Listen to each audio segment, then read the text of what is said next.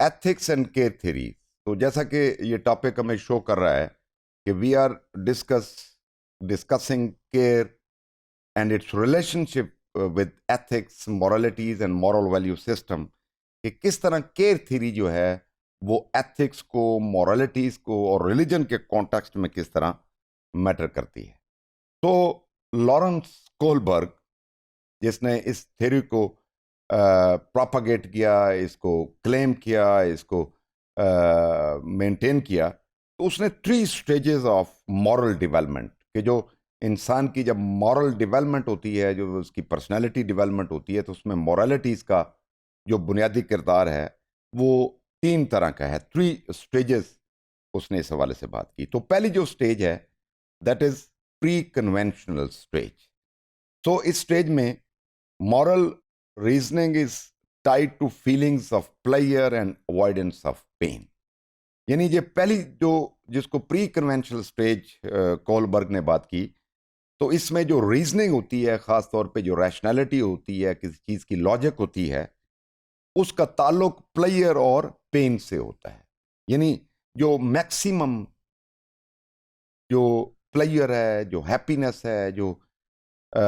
उसमें खुशी का एलिमेंट है, उसके साथ रीजनिंग को कनेक्ट किया जाए और मैक्सिमम कोशिश की जाए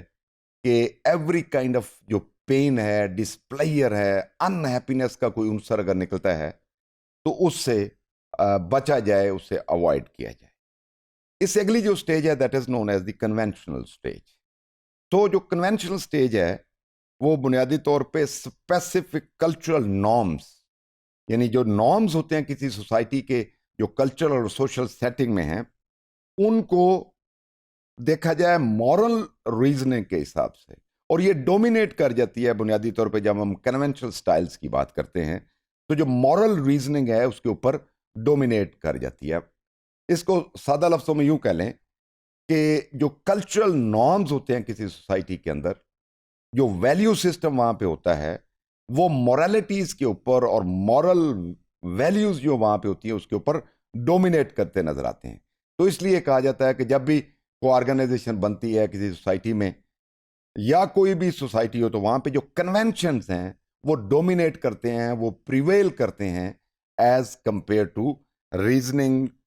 और moral rationality, moralities and ethics. So जो तीसरी तरह की स्टेज है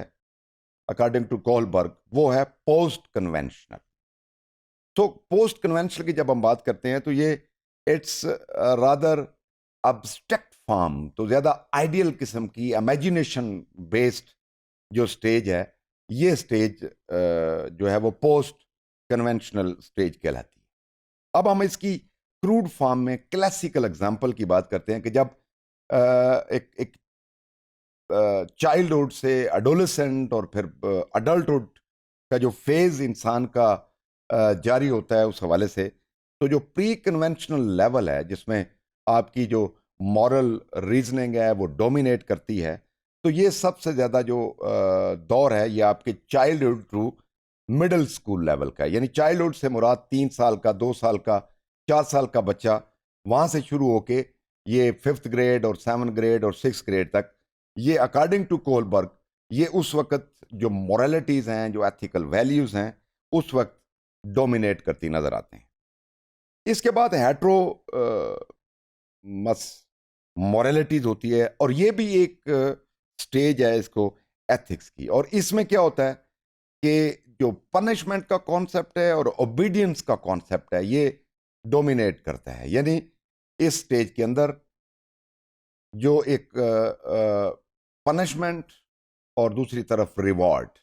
एक तरफ सजा का डर है और दूसरी तरफ रिवॉर्ड, यानी उसके ऊपर आप कोई भी एथिक्स का, मोरालिटीज का काम करते हैं तो उसमें रिवॉर्डिंग आपको होता है सोसाइटी के अंदर। लेकिन ये जो स्टेज है ये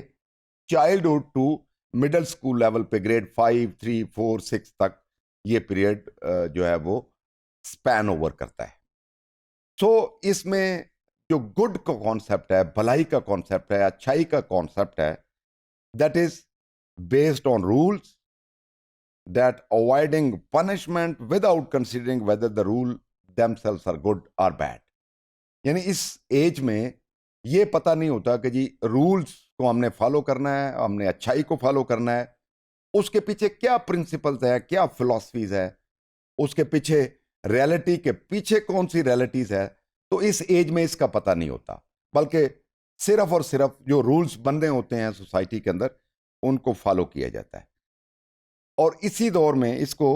आप यूं कह लें दूसरे लफ्जों में कि जो इंस्ट्रूमेंटल पर्पस होता है कि रूल्स एज ए टूल इस्तेमाल होते हैं जिनके ऊपर अमल दरामद किया जाता है। इसी तरह जो एथिक्स हैं मार्केट एक्सचेंज के हवाले से, तो वो एथिक्स यहाँ पे अप्लाई होते हैं। सो गुड की अगर हम बात करें कि जो अच्छाई है वो प्रिवेल करती है, और good is what is good for the individual और what you can trade for doing favour in the moment. So यहां पे एक इंडिविजुअल की बात हो रही है कि जो इंडिविजुअल के लिए अच्छा है उसकी बात हो रही है। So you can trade for by doing favour in the moment, कि जब हम इंडिविजुअल लेवल पे इसको देखते हैं कि एथिक्स और मोरालिटी का कितना असर है, तो इस स्टेज पे जो एक्सचेंज मार्केट जिस तरह होती है कि वाटर सिस्टम में कि one thing is replaced or exchange with another things, तो इसी तरह की यहाँ पे मोरालिटीज जो है वो प्रमोट होती है। इसके बाद नेक्स्ट जो स्टेज है वो है एथिक्स ऑफ केयर की और एथिक्स ऑफ जस्टिस की। जब हम केयर की बात करते हैं तो care means love, care means passion, to sacrifice, to give up our rights in favour of another person, तो ये केयर है। लेकिन जब हम जस्टिस की बात करते हैं तो जस्टिस जो है वो that is dependent upon some rules regulation, जो भी सोसाइटी के अंदर सोशल नॉर्म्स होते हैं उसके कुछ असूल कह लें, उनको कायदा कह लें, उनको क्राइटेरिया कह लें, कोई भी आप नाम दे सकते हैं। अब हम बात करते हैं जेंडर के कॉन्टेक्स्ट में कि वेमेन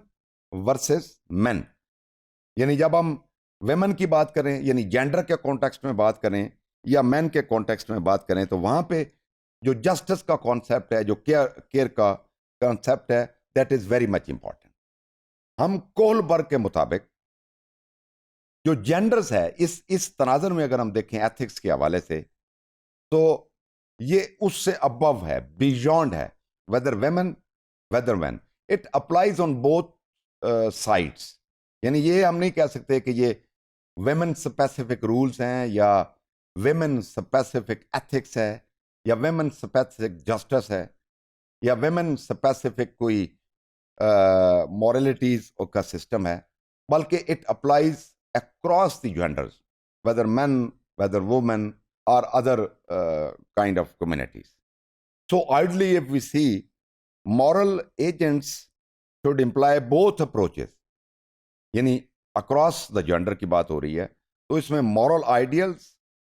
और moral जो agents हैं वो दोनों को across the gender यानी मेल और फीमेल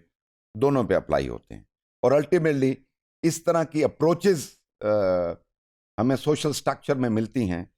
जो डिसीजन मेकिंग में बुनियादी किरदार अदा करती हैं। अप्रोचेस मींस कि वो प्रिंसिपल्स, वो फिलॉसफीज, वो मॉरल एथिक्स वैल्यू सिस्टम किसी भी सोसाइटी का